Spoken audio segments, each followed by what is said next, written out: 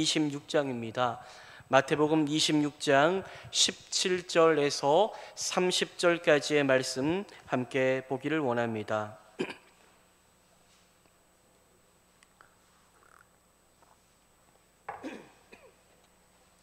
마태복음 26장입니다. 26장 17절에서 30절까지의 말씀을 함께 보겠습니다. 17절부터 30절입니다. 제가 17절 말씀 읽겠습니다. 한 절씩 우리 교독해서 읽겠습니다. 무교절의 첫날에 제자들이 예수께 나와서 이르되 유월절 음식 잡수실 것을 우리가 어디서 준비하기를 원하시나이까? 이르시되 성한 아무에게 가서 이르되 선생님 말씀이 내 때가 가까이 왔으니 내 제자들과 함께 유월절을 내 집에서 지키겠다 하시더라 하라 하시니 제자들이 예수께서 시키신 대로 하여 유월절을 준비하였더라. 저물 때에 예수께서 12 제자와 함께 앉으셨더니 그들이 먹을 때에 이르시되 내가 진실로 너희에게 이르노니 너희 중에 한 사람이 나를 팔리라 하시니 그들이 몹시 근심하여 각각 여짜오되 주여 나는 아니지요. 대답하여 이르시되 나와 함께 그릇에 손을 넣는 그가 나를 팔리라. 인자는 자기에 대하여 기록된 대로 가거니와 인자를 파는 그 사람에게는 화가 있으리로다. 그 사람은 차라리 태어나지 아니하였더라면 제게 좋을 뻔하였느니라. 예수를 파는 유다가 대답하여 이르되 라비여 나는 아니지요. 대답하시되 내가 말하였도다 하시니라. 그들이 먹을 때에 예수께서 떡을 가지사 축복하시고 떼어 제자들에게 주시며 이르시되 받아서 먹으라 이것은 내 몸이니라 하시고 또 잔을 가지사 감사기도 하시고 그들에게 주시며 이르시되 너희가 다 이것을 마시라. 이것은 죄 사함을 얻게 하려고 많은 사람을 위하여 흘리는 바 나의 피 곧 언약의 피니라. 그러나 너희에게 이르노니 내가 포도나무에서 난 것을 이제부터 내 아버지의 나라에서 새 것으로 너희와 함께 마시는 날까지 마시지 아니하니라 하시니라. 이에 그들이 찬미하고 찬미하고 감난산으로 나아가니라. 아멘. 오늘 우리가 함께 읽은 말씀은 이제 정말로 십자가 고난을 얼마 남겨두지 않는 시점에서 일어난 사건입니다. 오늘 본문을 보면은 유월절이 이제 임박했음을 발견하게 되고 유월절 만찬의 준비와 그리고 만찬 도중에 예수님을 배신하는 사람이 있을 것이다 라는 예수님의 말씀과 또 그 상황 속에서도 끝까지 성찬 예식 성만찬을 이야기하시며 이것을 기억하여 나를 기념하라 말씀하신 예수님의 말씀에 대해서 그렇게 기록하고 있습니다. 오늘 본문을 통해 우리가 발견해야 될 것은 예수님께서 유월절 어린 양의 대속 제물로서 바로 저와 여러분 우리의 죄를 사하시고 죽으시기 위하여 이 땅 가운데 오셨다는 것을 우리가 깨닫고 거기에 감사해야 하는 것입니다. 여러분, 예수님은 누구를 위하여 십자가에 죽으시기 위해 오신 것입니까? 누구를 위해서요? 우리를 위해서인데 어떠한 우리를 위해서요? 의인된 우리가 아니라 죄인된 우리를 위하여 예수님은 죽으시고자 이 땅에 오셨습니다.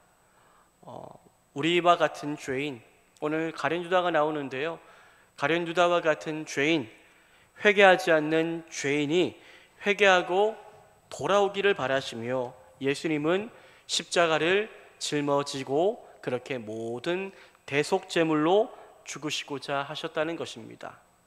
오늘 말씀을 통하여 우리는 가룟 유다의 배신, 그 죄 어떻게 저럴 수 있지 하는 그 모습들을 볼 것인데 이 본문을 보면서 가룟 유다를 손가락질하며 정죄만 할 것이 아니라 우리에게도 내가 죄인이고 내가 잘못했는데 끝까지 죄를 부인하고 감추려고 하고 돌이키지 않으려고 하였던 모습이 있음을 발견하고 그것들이 있다면 베드로와 같이 나중이라도 하나님 앞에 회개하고 돌아갈 수 있는 결단과 은혜가 임하는 복된 생명의 시간이 될 수 있기를 바랍니다. 또 그러한 우리의 죄를 사하시려고 나와 같은 참 무거운 죄의 짐을 짊어지고 있는 이 죄인을 사하시려고 오신 예수님의 은혜를 볼 수 있는 믿음의 눈이 떠지기를 축원합니다. 오늘 본문의 상황은 어떻습니까? 무교절의 첫날이라고 말씀하고 있는데요, 무교절의 첫날에 이루어진 사건입니다. 출애굽기 12장을 보시면 유월절 그리고 무교절에 대한 이 절기에 대한 말씀이 기록되어 있음을 발견하게 됩니다. 유월절과 무교절 어떤 날일까요? 유월절과 무교절은 히브리 역으로 니산월 13일 오후 3시부터 5시 사이, 그 사이에 흠없는 어린 양을 잡아서 그날 저녁에 해가 지고 난 이후입니다. 저녁 6시 다음 날이 된 이후에 르데력으로 니산월 14일이 되면은 그날의 유월절에 먹어야 될 음식인 쓴 나물과 무교병 그리고 잡은 양을 먹음으로 그들은 유월절을 지켰고, 이어서 그날에 이어서 그날부터 7일 동안 무교절로 지켰음을 출애굽기는 상세하게 말씀하고 있습니다. 그런데 오늘 본문에서도 이러한 유월절을 지키기 위하여 모였다라는 것을 발견하게 되는데, 예수님 당시 유대인들은 이전과 조금 다르게 유월절을 지켰는데요, 통상적으로 유월절과 무교절을 엄격하게 딱 잘라서 구분하지 않고 함께 지키는 그런 의식을 가졌습니다. 그래서 본문에 가리키고 있는 무교절이라고 말씀하고 있는데, 이 무교절 역시 유월절과 무교절을 합하여 총칭하여 부르는 것이다 라고 이해하면 될 것입니다. 그렇게 우리는 오늘 17절에 무교절의 첫날이란 말을 어떻게 해석해야 될까요? 유월절 첫날, 즉 니산월 14일로 생각할 수 있지만 아닙니다. 오늘 본문 이 사복음서를 다 함께 종합해서 보고 특별히 요한복음의 기록을 살펴본다면 예수님께서 성만찬을 베푸신 날, 그 날을 유월절을 준비하는 예비일, 곧 니산월 13일로 말하고 있기 때문에 오늘 본문에 나오는 무교절 첫날은 니산월 12일로 우리는 이해하면 될 것입니다. 예수님, 지난번에 이야기했지만 예수님을 죽이고자 마음을 먹고 있었던 예수님의 대적의 무리들은 예수님을 유월절에 죽이지 않으려고 하였지요. 왜냐하면 이 유월절 명절에 예수님을 잡아서 죽일 때에 예수님을 따르던 수많은 추종자들이 밀란을 일으킬 수 있을 것이다 라고 그들은 여겼기에 유월절 명절을 지나서 예수님을 잡으려고 그렇게 마음먹었습니다. 하지만 예수님은 하나님의 뜻이 유월절 어린 양으로 자신이 죽는 것임을 예수님은 아셨기에 예수님은 이날을 준비하여 자신이 어린 양의 제물이 될 것을 준비하며 제자들과 함께 마지막 만찬의 시간을 준비하고자 하십니다. 예수님은 유월절 어린 양으로 반드시 죽으셔야 했기에 오늘 본문, 보통 이스라엘 사람들과 달리 또 이전의 공생의 기간에도 이전에는 이렇게 하지 않았겠지만 이번만은 유월절을 다른 사람들과 달리 하루 앞당겨 제자들과 함께 지키고자 하십니다. 그래야 유월절에 예수 그리스도께서 죽임을 당하심으로 하나님의 뜻을 온전히 이루실 수 있기 때문이지요. 제자들은 예수님의 뜻을 따라 유월절 만찬을 준비하지요. 유월절 만찬을 이리저리 음식과 집과 이 모든 것들을 다 준비하고 이제 해가 저물었습니다. 해가 저물 때에 예수님은 12 제자들과 함께 앉으셨습니다. 유대 시간으로 6시가 되면 다음 날이 되기 때문에 다음 날에 이제 예수님이 함께 제자들과 앉으신 거지요. 그런데 그렇게 함께 만찬의 시간을 갖기 전에 같이 이제 밥 먹기 전에 예수님께서 조금은 무거운 말씀을 하십니다. 아니, 조금 무거운 것이 아니라 너무나도 충격적인 말씀을 예수님께서 제자들에게 하시지요. 어떤 말씀을 하십니까? 제자들을 불러 모아놓고 여기에 너희들 중에 한 사람이 나를 뭐 할 거라고요? 배신할 거다라는 이야기를 예수님이 하십니다. 우리 마태복음 26장 21절을 함께 한번 읽어보기를 원합니다. 함께 읽겠습니다. 시작. 그들이 먹을 때에 이르시되 내가 진실로 너희에게 이르노니 너희 중에 한 사람이 나를 팔리라 하시니. 그들이 먹을 때에, 이제 숟가락 들고 먹으려고 할 때에 내가 진실로 너희에게 이르노니 너희 중에 한 사람이 나를 뭐 한다고요? 팔리라라고 예수님이 말씀하십니다.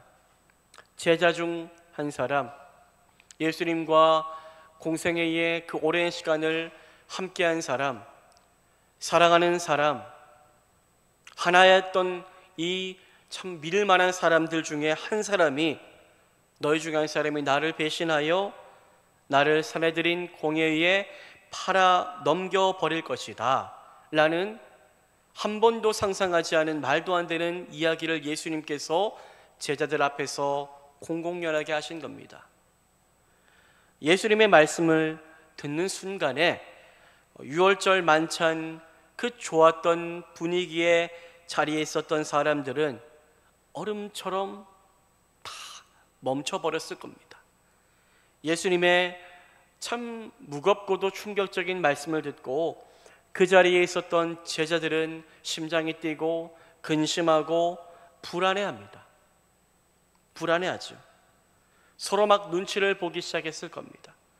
서로 눈치를 보며 너희 중에 한 사람이 나를 팔 것이다 라는 그 말씀이 너무나도 가슴 깊이 다가와 자신이 예수님을 팔아넘길 생각이 없고 팔아넘긴 자가 아니라면 당당하면 될 텐데 그들은 굳이 예수님께 확인이라도 받고자 하듯이 무엇이라고 말합니까? 예수님, 주여, 저는 아니지요 라고 연거푸 이야기하며 불안한 모습을 감추지 못합니다. 여러분, 사실 그때 가장 불안해해야 될 사람은 누구입니까? 배신자, 가룟 유다겠지요. 유다 외에 사실 불안해할 필요도 없지요. 그런데 많은 제자들 다 불안해하며 주여 저는 아니지요 라고 이야기를 합니다. 가룟 유다는 사실 그 예수님의 말씀을 듣고 너무나도 불안해야 했습니다. 그는 이미 배신을 했거든요. 이미 돈을 받고 예수님을 팔아 넘기기로 하였던 자였기 때문입니다. 오늘 본문의 앞부분인 마태복음 26장 14절부터 16절을 보면 가룟 유다는 이미 몰래 대제사장들을 만난 상태입니다. 그들을 만나서 예수님을 넘겨주겠다. 내가 예수님 넘겨주겠다. 예수님이 잘 가는 곳 내가 알고 있다. 그 시간에 사람들 없는 시간에 내가 좋은 타이밍으로 넘겨주겠다 라는 약속을 서로 주고받고 은 30을 받았지요. 그 이후 가룟 유다는 호시탐탐 예수님을 언제 어디에서 어떻게 그들에게 넘길지만 기회만 보고 있었던 겁니다. 그런데 그 사실 아무도 본 사람도 없기 때문에 아무도 모를 것이라고 생각했는데 이게 웬일입니까? 정말로 알지 말아야 될 누가 알고 있습니까? 예수님이 그 사실을 다 알고 있는 것이 들켜버린 겁니다. 그래서 사실 너희 중에 한 사람이 나를 팔 것이다 라는 이 이야기를 듣고 가룟 유다가 가장 놀라야 했겠지요. 여러분, 그런데 왜 예수님은 누가 배신자인 줄 알고 계시면서도 가룟 유다 너 어떻게 이럴 수 있어? 라고 말씀하지 않고 바로 배신자로 지목하지 않으신 것일까요? 당장 가룟 유다를 잡아서 혼을 내는 것이 마땅한 모습이 아닐까요? 왜 예수님은 그 자리에서 두루뭉술하게 이 중에 한 사람이 나를 팔 것이다 라고만 이야기하신 걸까요? 이 중에 손을 넣는 자가 나를 팔 자다, 많은 학자들은 가룟 유다만 손을 넣은 것이 아니라 모든 사람들이 함께 손을 넣었다라고 이야기하기 때문에 거기에서도 가룟 유다는 자신이 배신자임을 사람들이 알지 못했을 겁니다. 그런데 예수님 왜 이렇게 말씀하시는 것일까요?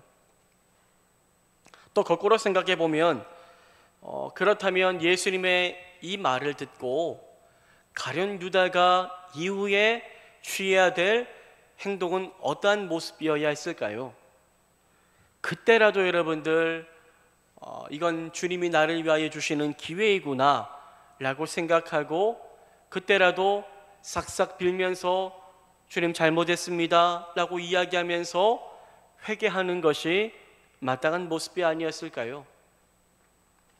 사실 예수님이 이렇게 공개적으로 말씀을 하신 것은 가룟 유다, 가장 어떻게 보면은 큰 죄인이라고 말할 수가 있는 이 가룟 유다도 자신의 죄를 깨닫고 회개하기를 바라셨을 겁니다. 그러나 이미 마귀의 하수인이 되어버린 가룟 유다의 마음은 그러기엔 마음이 너무나 강팍해져 버렸습니다.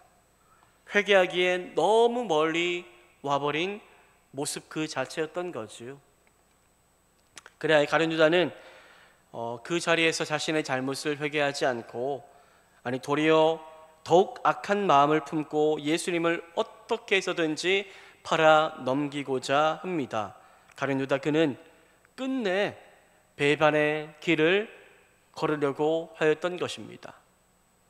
그런데 참 예수님이 여러분들 오늘 본문을 보았을 때에 그런 돌아오지 않는, 회개하지 않는 가룟 유다를 다 예수님이 보고 계셨으면서도 참 예수님의 대단한 것은 그 모든 것을 보고 알고 계셨으면서도 그러한 배신자 가룟 유다도 마지막 만찬의 시간 함께 하게 했다는 것입니다.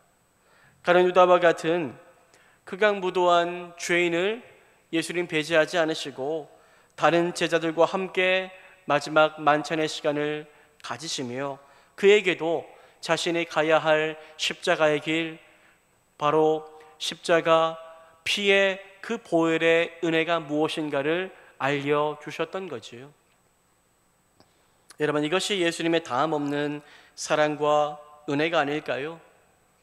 예수님은 자신을 죽이고자 한 죄인 중에 괴수인 가룟 유다까지 그를 품으셨고 그가 회개하고 돌이키기를 원하셨습니다. 그에게도 그리하여 십자가의 은혜, 내가 너를 위하여 갈 십자가의 은혜가 이런데 이 믿음을 너희가 갖기를 바란다라는 마음으로 예수님은 십자가 만찬의 은혜를 알려주시지만 하지만 안타깝게도 끝끝내 가룟 유다는 믿음으로 십자가를 붙잡지는 못합니다. 이처럼 예수님은 여러분들 죄 없는 의인을 위하여 오신 것이 아닙니다. 죄 없는 의인을 위하여 오신 것이 아니라 그냥 약간 죄 지은 사람 구원하고자 오신 것도 아니라 완전하게 죄에 빠져 죄에 완전하게 오염된 죽어 마땅한 절대로 용서받지 못할 죄인 중에 괴수들을 구원하시고자 예수님은 이 땅에 친히 내려오셨습니다. 가룟 유다와 같이 참으로 강팍한 우리와 같은 인생을 살리기 위하여 예수님은 이 땅에 오셔서 친히 십자가에 못 박혀 죽으셨던 것입니다. 여러분, 제자들은 어떻게 반응하였습니까? 제자들은 그 자리에서 주여 나는 아니지요, 주여 저는 아니지요 라고 연신 예수님께 말하였지만 사실 맞습니다. 제자들도 다를 바가 없는 죄인이지요. 사실 제자들은 여러분들 가룟 유다보다 뛰어난 의인이었습니까? 아닙니다. 그들도 여러분들 예수님을 부인하고 배신합니다. 누가 더 큰 죄인이다라고 말할 수가 없는 거지요. 베드로는 나는 절대로 예수님을 부인하지 않겠습니다 라고 말했지만 26장 말미에 그는 3번이나 맹세까지 하며 저주까지 하며 예수님을 부인하는 모습을 보였지 않습니까? 똑같았습니다. 다 12제자 똑같이 그들도 의인이었기 때문에 예수님 옆에 있었던 것이 아니라 죄인이었지만 믿음을 하지만 그들은 가졌기에, 가룟 유다는 끝끝내 믿음을 갖지 못하였지만 그들은 마지막에 그 배신의 자리에서 자신을 용서해 주실 십자가의 은혜를 그들은 붙잡았기에, 다시 붙들었기에 그들에게는 구원의 은혜가 임하게 되고 그들은 다시 사명자가 될 수 있었던 것이지요. 여러분, 우리는 어떠합니까? 우리 또한 사실 예수님을 부인하고 배신할 때가 참 많습니다. 사실 안 그렇다 저는 한 번도 예수님을 부인하거나 배신한 적이 없습니다라고 말할 수 있는 사람 여기 아무도 없을 겁니다. 우리 또한 수도 없이 예수님을 삶의 자리에서 공공연하게 안 할 수 있지만 마음으로나 행동으로나 예수님을 부인하고 예수님을 배신하고 예수님을 부끄러워하고 살 때가 참 많지 않습니까? 나의 유익을 위해서 예수님을 감출 때도 많고, 내가 사랑하는 것들을 얻기 위하여 내 믿음을 때로는 감추고 내려놓을 때도 많습니다. 이런저런 상황을 탓하며 주님을 부인할 때가 많습니다. 그런데도 우리는 아닌 척 살아갑니다. 주여, 저는 아니지요. 주여, 저는 안 그랬잖아요. 주여, 어쩔 수 없었던 것 아시잖아요 라고 말하며 나의 죄를 감추고 내가 죄인인데도 불구하고 마치 의인인 척하며 회개하고 돌이키지 못할 때가 참 많지 않았나 하는 생각들을 가져보게 됩니다. 여러분, 하지만 이러한 우리의 부족한 모습임에도 불구하고 이러한 우리의 모든 죄악된 모습을 예수님은 다 아셨지만 이 땅에 우리를 위하여 내려오셨고 인간의 몸으로 이 땅에 오셔서 나의 모든 죄를 사하시고자 예수님은 십자가에 못 박혀 죽으셨습니다. 그리고 이 십자가의 보혈의 은혜를 너희들이 믿기만 한다면 내가 너희들이 내게 행한 모든 죄 다시는 기억하지 않고 너희의 모든 죄를 나의 의로움으로 덮어 너희를 의인 삼아 주겠다라고 예수님이 말씀하여 주셨습니다. 이러한 은혜를 우리가 입었기에 오늘 이곳에 우리가 예배할 수 있는 것입니다. 우리가 예배하는 것이 믿음 없는 사람들보다 조금 뛰어나고 남들보다 탁월해서 영적이에 서 있는 것이 아니라 우리와 같은 죄인에게도 예수를 끝끝내 믿을 수 있는 믿음을 주셨기 때문에 그 은혜로 말미암아 우리가 이곳에 나와 주님을 예배하며 찬양하며 보혈의 은혜 앞에 감사하며 살아갈 수 있는 하나님이 기뻐 받으실 만한 그런 존재가 된 줄 믿으시기를 바랍니다. 하나님, 나 같은 죄인, 가룟 유다와 다를 바 없는 나 같은 죄인에게 하지만 하나님 돌이킬 수 있는 회개의 마음 주셔서 감사합니다. 하나님, 수많은 내 주변의 사람들 나는 죄인입니다, 우리는 예수가 필요합니다 라고 말할 때에 그들은 끝끝내 죄인됨을 인정하지 않고 끝끝내 주님 앞에 회개하지 않는데, 하지만 나 같은 부족한 인생 그래도 성령님 은혜 주셔서 내게 믿음 주시고 내가 죄인임을 깨닫게 하셔서 회개하게 하심으로 말미암아 주님을 붙들므로 베드로와 같이 우리에게 구원과 회복과 사명의 은혜 주셔서 감사합니다 고백하며 주님 앞에 돌이킬 수 있는 은혜 주심 감사할 수 있는 저와 여러분이 될 수 있기를 주님의 이름으로 축복합니다. 여러분들, 우리는 감사해야 됩니다. 나 같은 죄인이 예수님 믿을 수 있게 하셔서 구원받게 하신 것 정말로 감사하며 살아가야 합니다.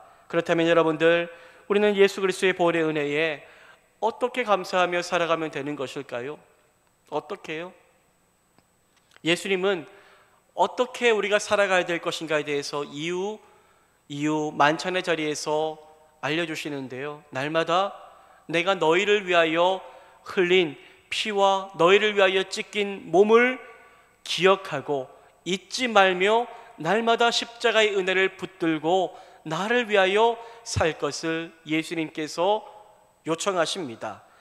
마태복음 26장 26절에서 28절까지의 말씀을 함께 한번 읽어보겠습니다. 함께 읽겠습니다. 시작. 그들이 먹을 때에 예수께서 떡을 가지사 축복하시고 떼어 제자들에게 주시며 이르시되 받아서 먹으라. 이것은 내 몸이니라 하시고 또 잔을 가지사 감사기도 하시고 그들에게 주시며 이르시되 너희가 다 이것을 마시라. 이것은 죄 사함을 얻게 하려고 많은 사람을 위하여 흘리는 바 나의 피 곧 언약의 피니라. 마지막 만찬의 시간을 가지실 때에 예수님은 떡과 잔을 제자들에게 나누어 주십니다. 그런데 이전과 조금 다른 이야기를 하시지요. 예수님은 떡과 잔을 주시며 이 떡과 잔을 받는 것에 대해서 한 가지 의미에 대해서 이야기를 하시고자 합니다. 예수님은 떡을 떼어 주십니다. 떡을 떼어 주시며 무엇이라고 말씀하십니까? 받아서 먹으라. 이것은 내 몸이니라 라고 말씀하십니다. 또 잔에 담긴 포도주를 주시며 마시라.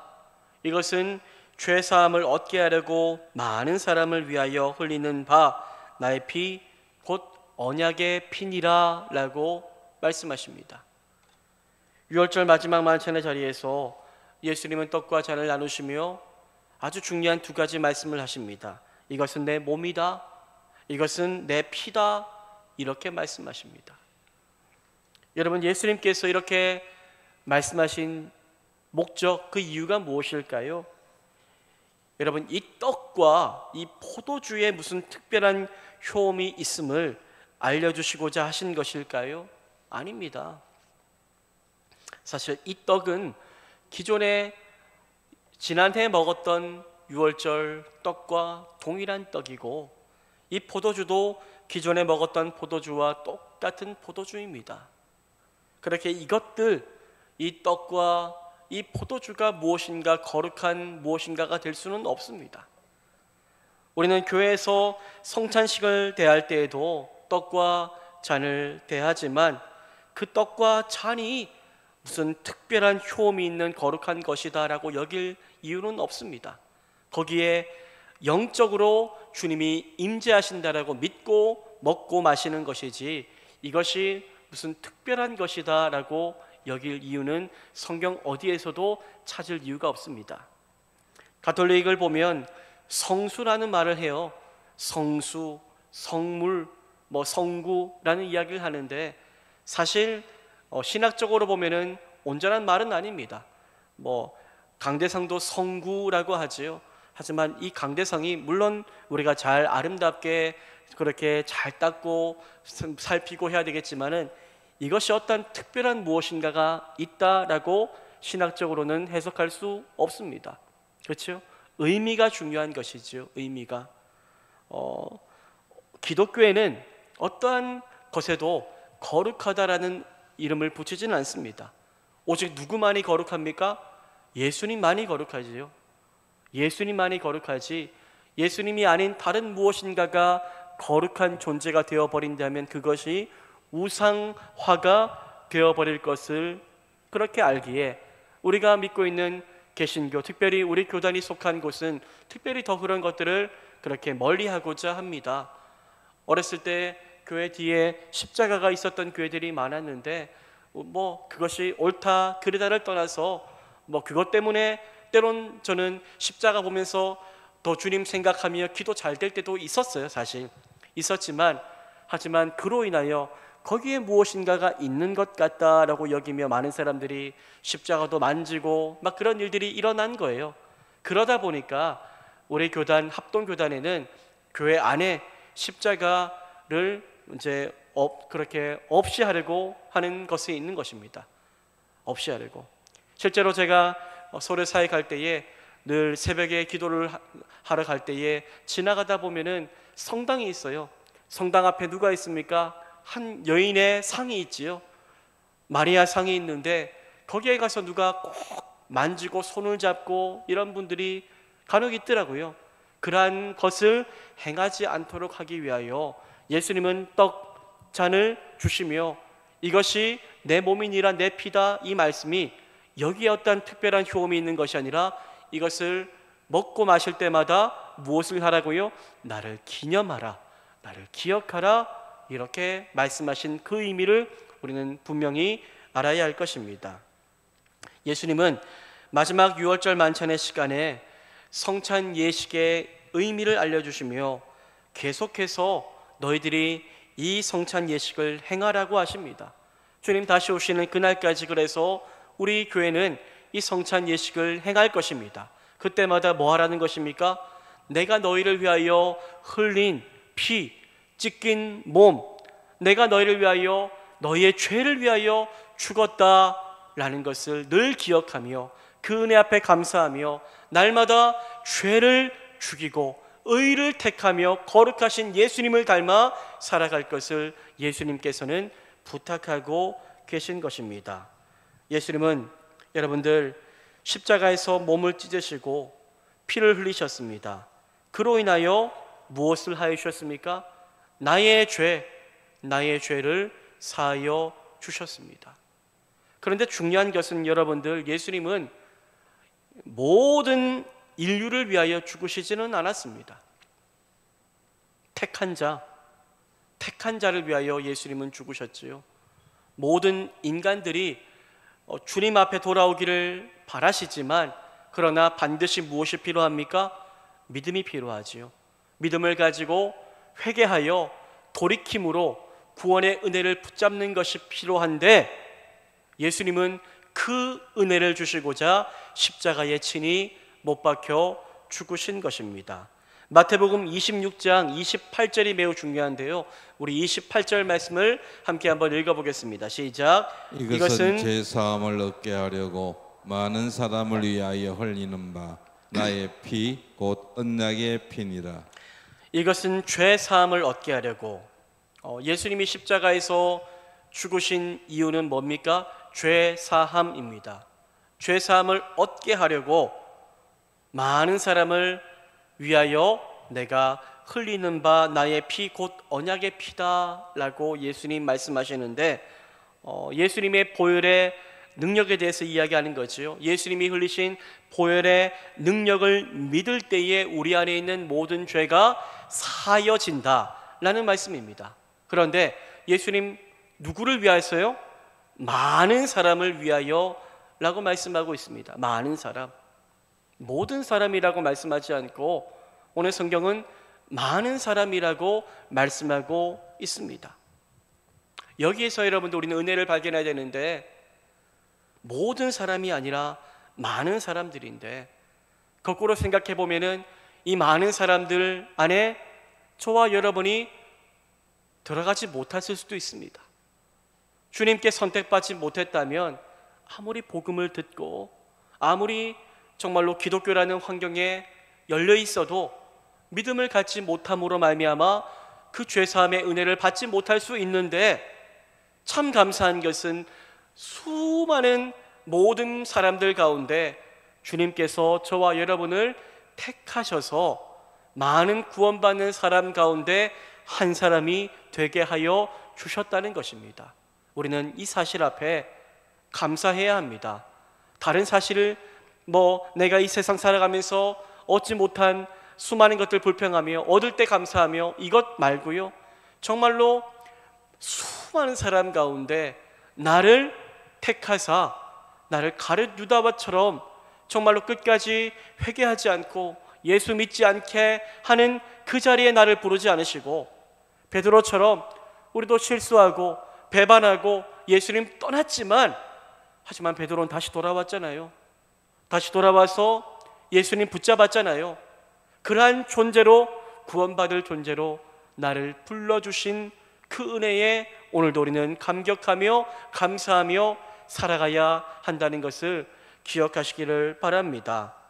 수많은 사람 중에 나를 가룟 유다처럼 끝까지 마음 강팍해서 회개하지 않고 믿지 않는 자로 불러주심에 감사합니다. 저는 참 이게 감사하더라고요. 예수 믿는 가정도 아니었고, 어떻게 보면은 예수라는 복음을 들어도 내가 회개하지 않고 돌이키지 않을 수많은 길들이 있었는데, 하지만 나 같은 부족한 인생에게 예수가 진리다라는 것을 믿을 수 있는 귀를 열어주시고, 또 내가 죄인이다라는 것이, 이상하게 저는 당신은 죄인입니다라는 말이 기분 나쁘게 들리지 않았어요. 죄인처럼 들리더라고요. 제가 내 안에 얼마나 감추어진 죄가 많은가, 주님이 이것을 다 알고 계시는구나 라는 것을 깨닫고 회개하고 주님 앞에 돌이켰는데, 이것이 얼마나 감사하던지요. 내가 정말로 감사해야 될 것은, 나를 가룟 유다와 같은 인생으로 정말로 너는 태어나지 않았으면 좋을 뻔했다 라는 이야기 듣지 않고, 너는 정말로 잘 태어났다, 너는 나를 위하여 내가 택한 자이다 라고 이야기 들을 수 있는 그 은혜 주심이 얼마나 감사하던지요. 오늘도 나를 부르시고 내게 믿음 주셔서 내 죄를 죄로 깨닫고 이 죄를 주님 앞에, 십자가 앞에 가지고 나아가 회개하게 하심으로 나를 구원해 주신 예수님의 그 놀라운 사랑과 은혜에 감사하며, 날마다 예수님이 나를 위하여 왜 죽으셨는가를 다시 한번 기억하고 생각하며, 다시는 이제는 죄를 짊어지고 죄에 갇혀 살아가지 말고 오직 의로우신 예수 그리스도 그분만을 기억하며, 날마다 십자가 앞에 나는 죽고 부활의 예수를 소망하며 살아갈 수 있는 저와 여러분이 될 수 있기를 주님의 이름으로 축복합니다. 이 시간 우리 함께 말씀을 기억하며 한 가지 기도하기를 원합니다. 하나님, 사실